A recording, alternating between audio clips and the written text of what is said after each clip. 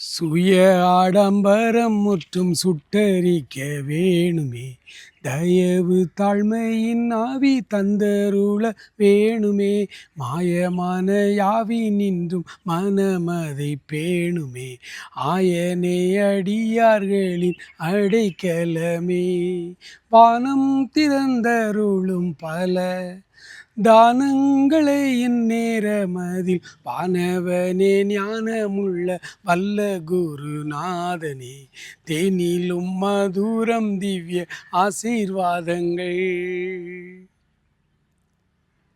வானம் திறந்து தேவ மகிமை எப்பொழுதெல்லாம் இறங்கி வந்தது என்று வசனத்தின் அடிப்படையிலே தியானித்துக் கொண்டிருக்கிறோம்.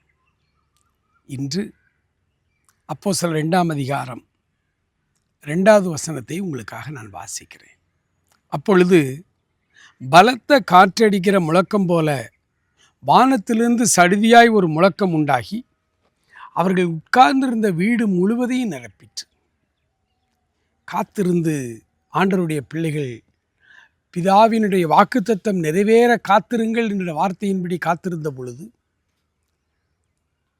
7 வாரங்கள் உபவாசித்திருந்தார்கள். 7 வாரங்கள் கழிந்து 50வது நாள் வந்தபோது வானம் திறக்கப்பட்டது. கிறிஸ்தவ வரலாற்றின் மிகப்பெரிய டேர்னிங் பாயிண்ட் கண்பானவர்களே. வானம் திறக்கப்பட்டு திரித்துவத்தின் 3ஆம் நபராகிய தூய ஆவியானவராகிய தெய்வம் இறங்கி வந்தார். அவர்கள் அன்றைக்கு அவர்கள் பார்க்கும் பொழுது அக்னிமயமான நாவுகளைப் போல் அவர்கள் மேல் வந்து அமர்ந்து அவர்கள் எல்லாரும் ஆண்டவரை வெவ்வேறு பாஷைகளிலே ஆண்டவரை ஸ்தோத்தரித்தார்கள், துதித்தார்கள். இந்த சம்பவத்துக்கு பிறகு அத்தனை ஆண்டவருடைய பிள்ளைகளும் பலனடைந்தார்கள். ஒரு தெய்வ பலம் வந்தது. சாக துணிந்தார்கள். ஆண்டவருடைய நற்செய்தியை எடுத்துக்கொண்டு உலகம் முழுவதும் புறப்பட்டு போனார்கள். இன்றைக்கும் இந்த பூமியில் அவருக்காக வாழ விரும்புகிற ஒவ்வொருவருக்கும் ஒரு தேவ பலன் தேவை. சின்ன சின்ன காரியங்கள், பொய் சொல்லாமல் இருக்க ஒரு தேவ பலன் தேவை. பரிசுத்தமாய் வாழ கர்த்தருடைய ஒத்தாசையும் தேவ பலனும் வசனமும் நமக்கு தேவை. இப்படி ஆண்டவருடைய அந்த பலனால் நாம் தரிப்பிக்கப்பட வேண்டும்.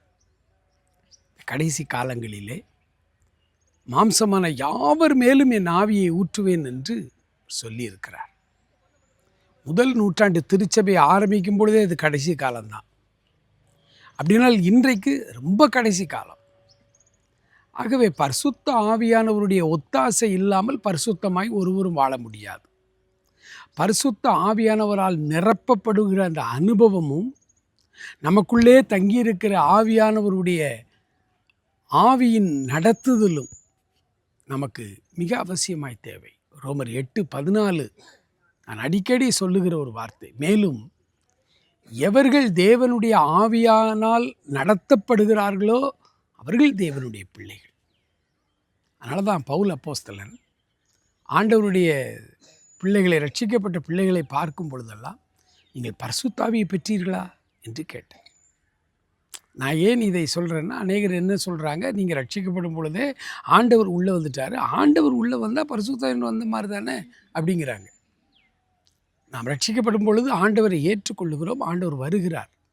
ஆனால் அந்த ஆவியானவருடைய நிறைவு நமக்கு வரும் பொழுது, திரித்துவத்தின் 3ஆம் நபராகிய தூய ஆவியானவராகிய தெய்வம் நம் மேல் வந்து அமர்ந்து அவர் நம்மை வழிநடத்த ஆரம்பிக்கும் பொழுது தான் ஒரு அசாத்திய பலன், ஒரு வைராக்கியம், பாவத்தின் மேலே ஒரு வெறுப்பும் பரிசுத்தத்தின் மேலே ஒரு பெரிய நாட்டமும் நமக்கு உண்டாகிறது. அதுதான் பிரச்சனை. நீ குடியில் இருந்து மனம் திரும்பணும்னு ஜெபம் பண்ணுறோம், குடிகாரர்களை தனியாக போய் விசாரித்து கேட்கிறோம், அவர்கள் எல்லாரும் ஒரே மாதிரி சொல்கிறாங்க.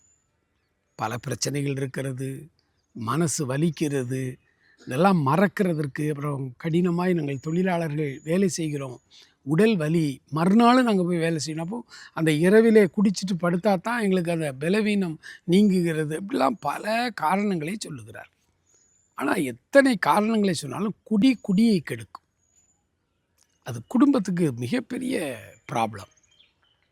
அப்போ இந்த குடியிலிருந்து மனம் திரும்பும்போது அவன் மனிதனால் முடியாது. எல்லா குடிகாரர்களும் குடிக்கக்கூடாதுன்னு தான் நினைக்கிறாங்க.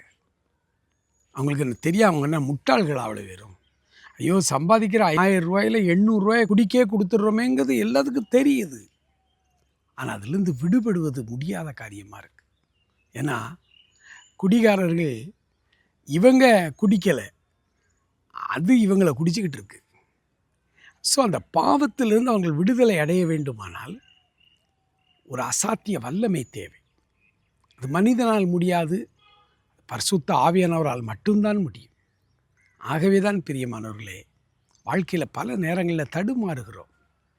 ஆனால் ஆவியானவருடைய வல்லமையை நாம் பெற்று அனுதின நம்முடைய வாழ்க்கையில் அவர் சொல்லுகிறபடி நடக்க ஆரம்பித்து விடுவோமானால், ஆண்டவருடைய வேதம் சொல்லுகிறது, அவருடைய பிள்ளைகளாய் நாம் கருதப்படுகிறோம். அவரை போல வாழ்வோம். அவர் விரும்புகிற ஒரு வாழ்க்கை நம்மால் வாழ முடியும். வானம் திறந்து பரிசுத்த ஆவியானவர் நம் மேல் வந்து அமர வேண்டும்.